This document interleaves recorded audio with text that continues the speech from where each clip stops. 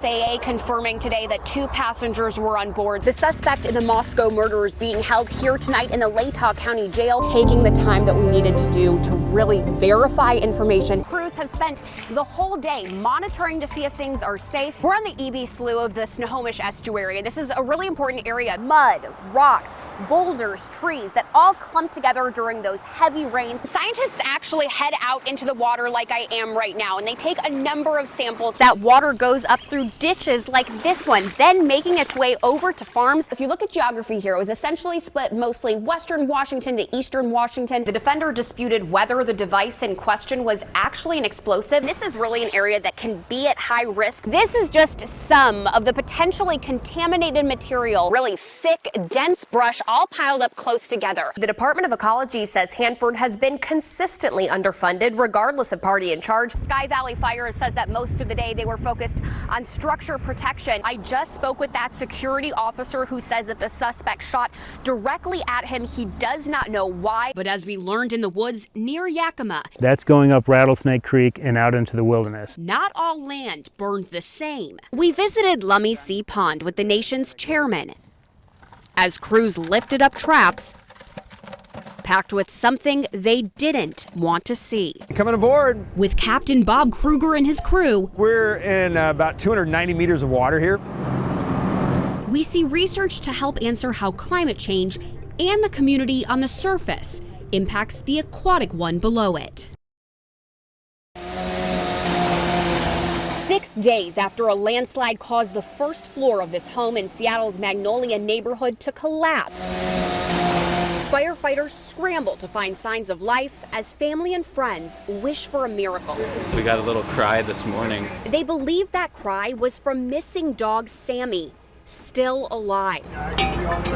They called firefighters in hopes of a rescue. Because of the landslide that happened last week, it is not safe to enter the home. And so right now we're exercising extreme caution for our own crews. Where was Sammy? She was in the living room by the couches. They cut through walls and tossed out debris, and hours in. Got her? You get her? Yeah. Oh my God. They discovered the 3-year-old lab safe. Yeah, be nice and calm, so she stays calm, okay? Here with the rock. Mommy's here. Just say Mommy's in here. through your nose, out through your mouth. Remy's got it. Remy's got it. This was a moment they didn't expect to be possible. But somehow, Sammy found a way to survive being buried and trapped for 6 days.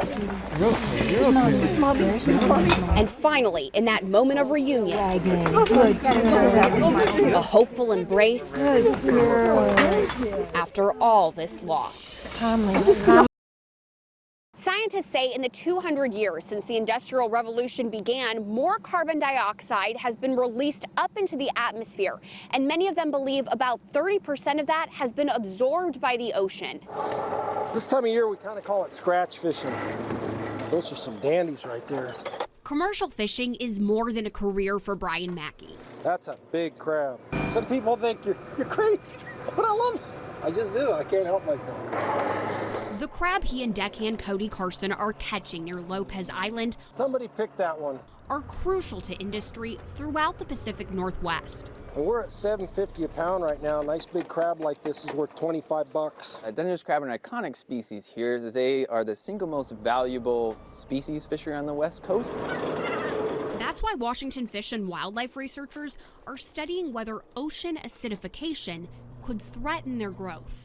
As carbon dioxide is absorbed, chemical processes change the pH level of the ocean, making it more acidic, and reduce the materials certain species need to build their skeletons and shells. Puget Sound shellfish manager Aaron Default says so far, their research does not show adult Dungeness crab in danger. Juveniles, however, seem to be pretty susceptible to ocean acidification. Default says this is concerning, but not yet a tipping point for changes at the fishery. It is something we are actively thinking about and needing to consider in the future. It's not something at this point in time that drives our management. For now, they say, their management remains focused on sex, size, and seasons. See how he's just big enough? It fits tight on there. That's just legal, that crab. Setting out rules about which crabs fishermen like Mackey can catch, but they'll keep monitoring the waters that form the identity of the Pacific Northwest. Erica Zucco, King 5 News. Searching for moments of relief from heavy winds to send air support toward the Bull Creek fire. 200 firefighters from across the state mobilized to battle flames and protect what they could as the fast-growing fire tore through thousands of acres of timber. New video from behind fire lines shows the conditions they faced. The entire hillside's on fire. Fire crews from all over the region, attack crews are here on scene, putting water on the fire as well. Hussein El-Aziz shot this video from the Beckler River campground, where he woke up this morning, first around 4:40. I saw just a really kind of faint glow. It almost looked like the sun was rising. Then again after 5, when camp hosts directed everyone to evacuate. It was kind of hard to tell how bad this thing was. I mean, at the time, this morning it was like they were saying 20 acres, and then by a couple of hours later they were saying over 2,000 acres. Snohomish Regional Fire and Rescue said this afternoon the fire threatened power lines and came within a mile of Skykomish. If these winds kick up, it's going to make it more treacherous for the firefighters. Western Washington residents, like Al-Aziz, all hoping for the best. And thinking about all the people that have to evacuate their homes and hoping that everyone gets to safety. Fire crews hopeful the winds will die down so they can begin to contain its spread. And you can likely see here that those winds have not died down quite yet. Now, Sky Valley Fire says that most of the day they were focused on structure protection. At last check, the fire was still 0% contained, still a lot of concerns there. I spoke with Washington Department of Natural Resources a couple of hours ago, and they said that they were hopeful that winds would die down a little bit overnight. That's what a lot of people are hoping for. But again, right now the focus is on structure protection and making sure that all people are out of the line of this fire. For now, we're live near Gold Bar. Erica Zucco, King 5 News. Seismologists tell me that Mount Rainier is one of the best monitored volcanoes in the world. If it were to start massively venting or if it were going to erupt, they would have indications of seismic activity for weeks or days ahead of time. Today, they didn't, but they used their tools to confirm what they believed was a cloud was just that. A clear view of Mount Rainier will catch eyes and hearts any day.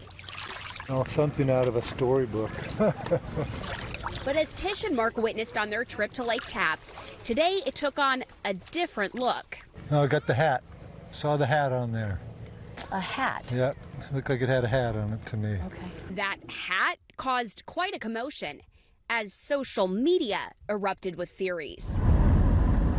We hit the road right away as I called the experts at Cascades Volcano Observatory. We have right now 17 seismic stations within 12 miles of the volcano. Those stations showed them no signs of venting, which is when steam secretes from cracks or gas gathers in what can look like a cloud. What they saw with their eyes and confirmed with their tools was simply an atmospheric cloud. So that was a lenticular cloud, and admittedly it looked like it could have been a steam vent.